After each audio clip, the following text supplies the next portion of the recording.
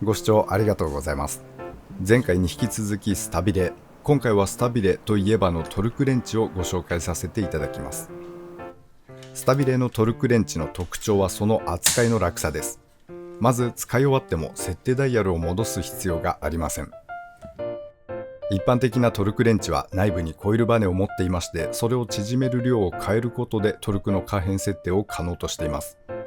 バネを縮めた状態でほったらかすと負荷がかかり続けるためにへたったり、元の長さに戻るまでに時間がかかったりという理由から、結果トルクレンチが狂ってしまうと言われています。最近はハゼットのようにコイルバネ式のトルクレンチであっても戻す操作は不要という製品も登場はしておりますが、未だ使い終わりに設定を戻すということはトルクレンチを使う上での常識として扱われることが多いです。対してスタビレは板バネを使ってます。そのため実際にネジを回す、トルクがかかるまではバネに力がかかることがなく、トルク設定をどこにしていてもほっとくだけなら何も負荷はかかりません。使い終わったら設定値を戻す、トルクレンチお決まりのあの操作をする必要がないのです。また板バネを使うメリットとしてもう一つ、設定がとても楽に素早く行えるというものがあります。バネを縮めるには力が必要になりますが、スタビレは板バネの視点を変えると表せばいいのか、トルク設定を変える際にバネに同じように力はかかりませんので、スルスルと動かすことが可能です。こちら同じレンジのトルクレンチ2本で8から50ニュートンまで設定をする作業を比較していますが、一般的なトルクレンチでは20秒近くかかり、そこそこ大変なのに対して、スタビレは力いらずで5秒もあれば設定は完了します。この2つ、設定が簡単なこととその値を戻す必要がないということがスタビレのトルクレンチの大きな特徴となっています。ラインナップは大きく分けて 2×2 種類。トルク設定の方法の違いとヘッド交換ができるかどうかで分かれます。トルク設定方法の違いはこの2種類。ダイヤルタイプとスライドタイプ。ダイヤルタイプは細かく設定をすることが可能です。こちらレンジ100ニュートンまで対応するレンチですが、0.5 ニュートンごとにメモリが切ってありまして、細かい設定が可能となっています。対してスライドタイプは設定のスピード感重視。レンジの上から下まで1秒かからずに動かすことが可能です。正確さみたいな部分は少し劣りますが、この簡単操作は素晴らしいですね。次にヘッドが交換可能かどうかで分かれます。どちらにもメリットはございます。ヘッド交換可能なタイプは汎用性が高いです。例えばこれ、一般的なラチェットヘッドでは頭が邪魔でトルクレンチが使えない箇所ってありますよね。オートバイで有名どころですとツーストに多かった印象ですが、シリンダーヘッドのナット。私のオートバイでもシリンダー止めているボルトナットは壁ギリギリの設計で一般的なトルクレンチが使えない箇所があります。そんな時にメガネレンチやスパナのような交換ヘッドというものがございまして、これに付け替えることで干渉問題、今までトルクレンチが使えなかった箇所に対応することが可能となっています。ヘッドの交換作業はとても簡単。ボタンを押し込んでヘッドを引き抜くだけです。逆ネジ側につけますとポンチなど先端の細い道具が必要にはなりますが、このポッチを少し押すだけ、交換は簡単です。続いてヘッド交換タイプのメリットとして、今話に出ました、これも汎用性に関する部分となりますが、左ネジに簡単に対応することが可能です。一般的な機械式プリセット型トルクレンチは右ネジ専用ということが多いので、これは大きなメリットとなります。使い方はヘッドをひっくり返して付け直すだけ。これで左ネジ仕様に簡単に入れ替えが可能です。オートバイですとドライブ軸直結なネジに左ネジが使われていたりします。また逆ネジばかりではなく、順ネジに対して使うときも左ネジ方向へ回したいこともありまして、例えばスペースの関係からトルクアダプターをつけてこの向きで使いたいってとき、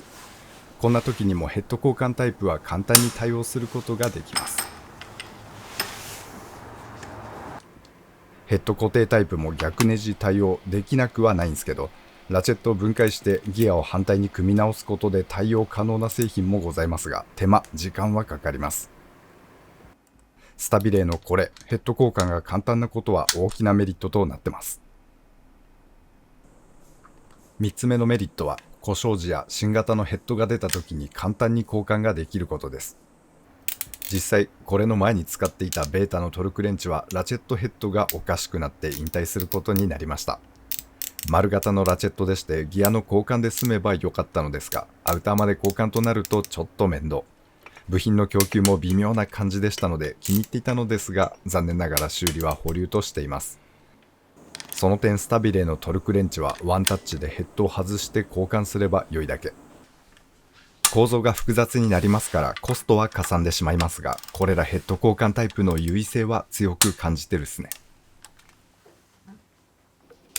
対して固定タイプのメリットは堅牢さと値段でしょう。単純なほど壊れにくくはなりますし、構造はシンプルなほどコストも低く済みます。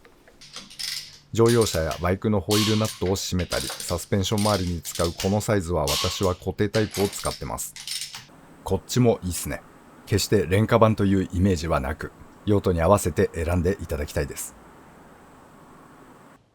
さてスタビレーのトルクレンチ、使っていて思うこれはどうかしらと思う点として、精度はそこまで高くないかもしれないと感じています。他のトルク機器と組み合わせて確認をしてみると、他のトルクレンチに比べてスタビレーはばらつきが大きいように感じてます。単純な上下のばらつきというのと、特に私使っていますこの1本は同じトルクで連続して使っていますとトルクが垂れてくるという現象が発生しています。50ニュートンで設定していて10回トルクチェッカーで実トルクを測ってみますと、1回目と比べて10回目では大きな時で2ニュートンほど、割合でいくと 4% 低下しました。こっちは20ニュートン設定で簡易的に比べた場合、こちらも後半になるほどトルクの低下が見られます。こちらは 5% 以上低下しています。比較のためベータのトルクレンチでも同じ確認しておりますが、垂れちゃう感じはなかったですね。